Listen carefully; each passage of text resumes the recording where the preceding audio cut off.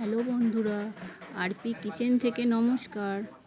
আমাদের ভাঙামোড়া গ্রামে গাজন মেলার ঘট বসানোর প্রথম দিন আপনাদের এই ভিডিওটি করে দেখালাম। এরপর আরও 6 দিন আছে, তা আপনাদের ভিডিও করে দেখাবো। আপনারা আমার সাথে থাকুন আর ভিডিওটি কমেন্ট করে দিন। ধন্যবাদ, নমস্কার।